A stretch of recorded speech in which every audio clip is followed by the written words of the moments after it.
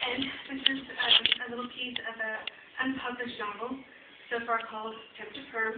The main characters are Devon, her mother, Guadalupe, and a friend of hers, Steve. And the setting is in this scene that they're traveling from San Francisco back down to Southern California, and the mother is going back to college, and the daughter is going to be homeless. I'll call you when I get back home, I smiled and I got in the truck. Yes, thank you, Guadalupe said and hugged both Perry and Tom. We waved as we drove away, and suddenly I had time to notice a guy in the front seat. Oh, hello. Who are you? I asked. This is my friend Jesse. He needs a ride to Santa Cruz, Steve said. Hey. He turned and waved. Jesse was wearing a tie-dye t-shirt and had dreadlocks. I had a feeling that he was not a friend, but a hitchhiker that Steve had given a ride to.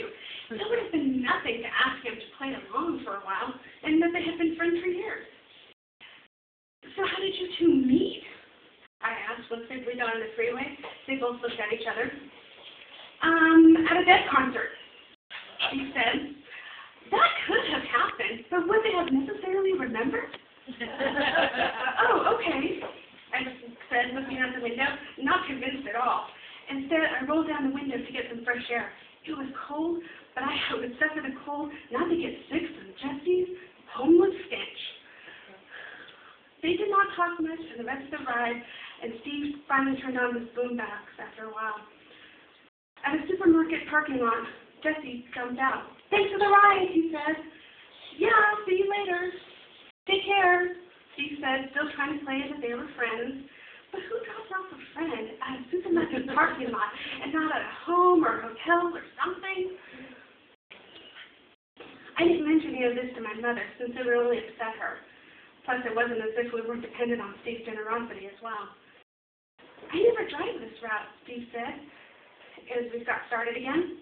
Really? But don't you come up here a lot? I asked. Yeah, but I usually go up the 5. Well, it takes forever, but this is really a beautiful ride. You're going to like it. It's worth it. Whenever I drive down this road, I always think of this graduate, I said and laughed. Really? That's funny, Steve said, and getting into a better mood so they didn't have to pretend anymore. The Land Cruiser they drove had a stick shift and put it into gear and then turned the knob with a little handle he had attached some time ago. Steve, what are you doing? My mother cried. Steve was turning his head all the way around as we were driving into a curve.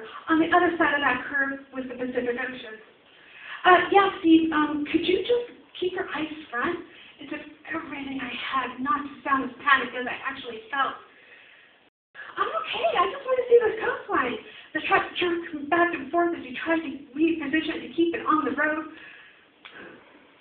Steve, you can see the coastline in front of us, I said, and pointed forward. Yeah, but I want to see what we passed, he said. Steve, please use the rearview mirror for that. Again, I was trying not to yell.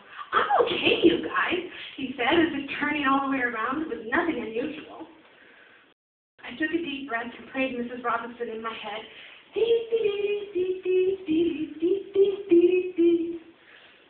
Just a little while longer and we'd be in San Simeon.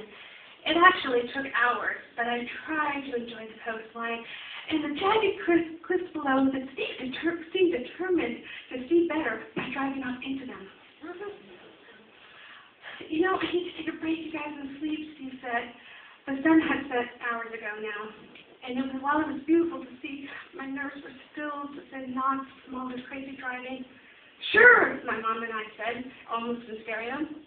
We pulled off the freeway and parked under a bridge somewhere outside of Santa Barbara. Steve curled up in the front seat, and I got into the back to give him more room. I wasn't really comfortable falling asleep. After all, the last time we ended up giving some guy a ride to the truck stop. Was that you? My mother asked, giving me an accusing look. Even in the dark, I could see her disgust.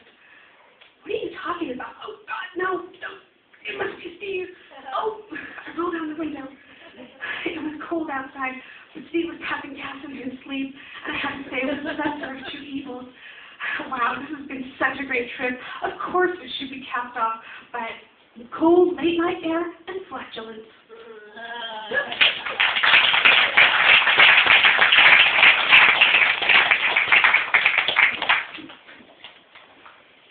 Thank you, Devon.